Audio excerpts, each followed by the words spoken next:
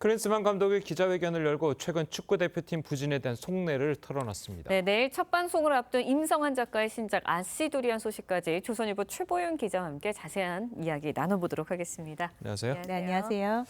자, 먼저 A매치 종료 후에 이례적으로 기자회견을 자청한 클린스만 감독의 발언 먼저 들어보시겠습니다. Oh, there's a lot of positive from all four games. We should have won all four games. In all four games, we were the better team. We had more chances than the opponents. But the lesson is really that we have to become more clinical. So developing basically a playing philosophy depends always on the players. What type of players do you have? You can have the discussion of players or systems, in different ways. I think that is very, very important. It has to suit the players. The players needs to be comfortable in this way. 자, 이게 외국인 감독으로 최초로 A매치 네. 4경기 무승이라는 다소 불명예스러운 기록을 남겼는데 클린스만 감독 이야기로는 결과는 좀 그렇지만 중간에 과정이랄지 그런 것들을 봐서는 그렇게 염려할 정도는 아니다. 자, 이런 뜻 같거든요. 그렇습니다. 지난 3월 경기는 사실 클린스만 감독이 어떻게 이런 전술을 펼치기에는 이미 완성된 팀이었기 때문에 어려웠고 6월 이번 경기는 좀 클린스만의 색깔을 조금 더 보여줄 수 있었겠다라고 하지만 또 아시다시피 손흥민 선수의 부상과 김영건 선수, 김민재 선수의 그 두 수비축이 이제 빠졌기 때문에 정말 뭘 하고 싶어도 할 수 없는 상황이었잖아요. 그래서 그런 것을 감안해서 클린스만 감독이 그렇게 얘기를 한 것 같거든요. 사실 저는 이번 기자회견을 보면서 클린스만 감독이 좀 이전과 달리 이렇게 비판을 감수한다 이런 생각이 들었어요. 왜냐하면 2020년에 독일 헤르타 감독을 뛰쳐나올 때 정말 주변 구단과 상의도 없이 페이스북에 그냥 70일 만에 나 그만두겠어 이렇게 해서 정말 파란을 일으켰거든요. 그리고 처음 2006년 독일 대표팀 감독을 맡을 때도 그때 굉장한 선수들의 이제 비난과 비판과 이런 것들이 있음에도 불구하고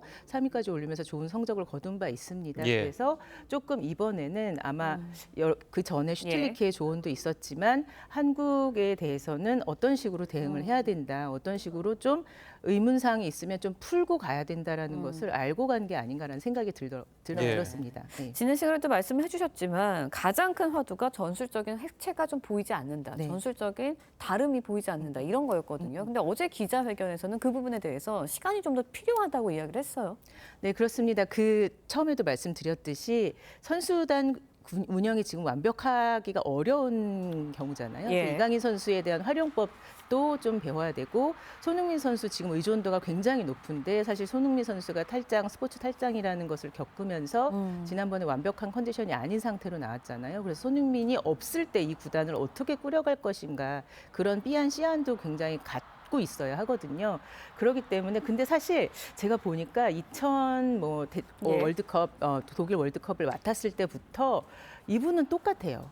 그냥 항상 전술이 없다는 비판을 받아왔고 그리고 나는 항상 공격 축구를 지향한다는 말을 했어요. 근데 그걸 어떻게 선수들이 받아들이느냐에 따라 좀 다른 것 같아요. 그 전술이 없다는 거는 이분은 이제 수비를 압박을 강하게 하고 그리고 공격으로 간다. 그리고 좀 대각선의 방향으로 워낙 중거리 포도 많이 썼기 때문에 대각선의 방향으로 쭉쭉 밀고 나가는 그런 형태의 운영을 좋아하는 것 같거든요. 근데 약간 아까도 말씀하셨듯이 좀 자율적인 선수들이 어떤 것을 원하는지 그런 것을 좀 물어보겠다라고 했던 점이 그냥 일반 선수들이 볼 때는 뭘 원하는 거지? 감독들이 우리 보고 뭘 하라는 거지? 너희들이 원하는 축구가 뭔지 얘기를 해봐라고 하는데 그럼 당신이 원하는 축구가 뭐야? 이렇게 되묻게 되는 거죠. 그래서 그게 약간 도돌이표 같지 않았나 이런 생각이 드는데 지금 좀 정립을 한 것 같습니다. 선수들에게 최대한 의사를 물어보고 자기가 정말 원하는 포지셔닝이 있잖아요. 거기서 조금 더 조율을 하지 않을까 이런 생각이 듭니다. 알겠습니다. 자, 그리고 저희 TV조선에서 내일 첫 방송을 앞두고 있는 아시두리안 제작 발표회도 어제 열렸습니다. 자, 연출을 맡은 신우철 PD의 발언을 한번 들어보도록 하겠습니다. 피비 작가님이 저도 이번 작품을 하면서 처음 뵙고 그 전에는 저도 이제 뉴스나 한간에 들리는 소문 이런 거로만 이제 워낙 신비하고 베일에 쌓여 있는 맞습니다. 분이잖아요. 네. 그래서 굉장히 두려운 마음에 첫 미팅도 하고 대본이 딱 읽었을 때 내공이 느껴지는 그런 대본을 보고 인정할 수밖에 없었던 그런 기억이 납니다. 네, 신사의 품격, 시크릿 가든도 뭐 히트작을 연출한 신우철 감독. 앞서 들으신 것처럼 임성환 작가와의 첫 미팅 때 두려움이 90%였다라고 밝혔는데 신 감독 또 임성환 작가 어떻게 좀 호흡을 잘 맞출 수 있을까요?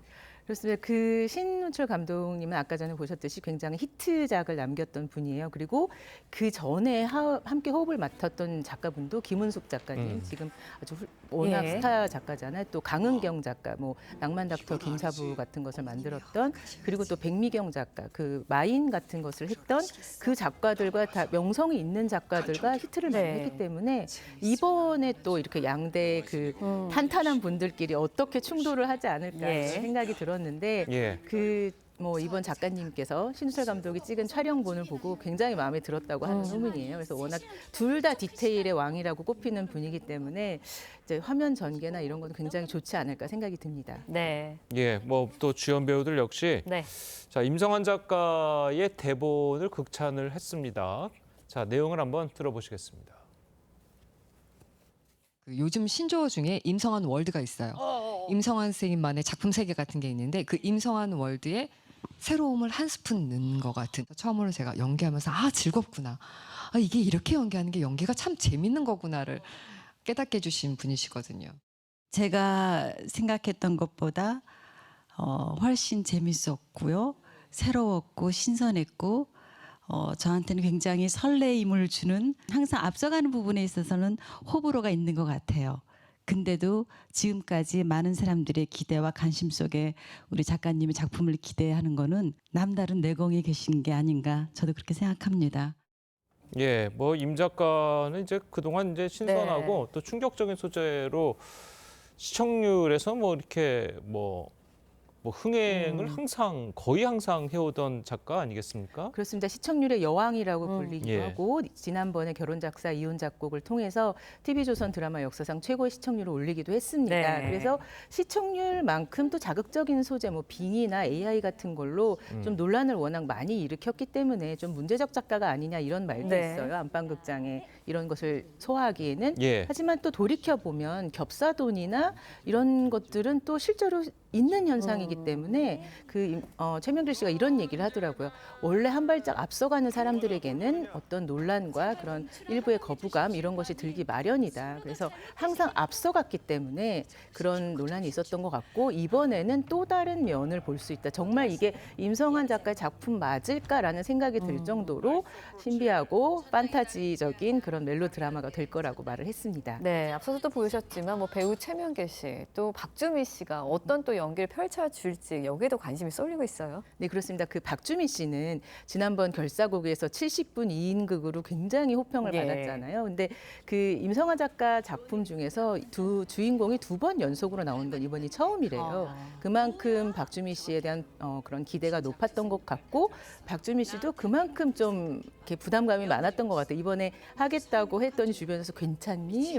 할 수 있니? 뭐 이런 얘기를 굉장히 많이 물어봤대요. 네. 그래서 근데 본인은 정작 작가님한테 이제 의견을 들었을 때 묻지도 따지지도 않고 어떤 캐릭터인지 이런 것도 상관없이 무조건 하겠다고 하더라고요. 그만큼 촬영장에서 신뢰가 대단해서 뭐 최명길 씨도 23년 만에 네. 작가님과 함께 손을 잡으면서 그동안 이제 원숙해졌듯이 작가님의 글도 예전보다 훨씬 더 농이 걷더라 이렇게 말씀을 하시더라고요. 그래서 두 여성분들이 어떻게 이끌어 갈지 굉장히 또 관심이 있습니다. 네. 알겠습니다. 자, 오늘 말씀은 여기까지 듣겠습니다. 잘 들었습니다. 고맙습니다. 감사합니다.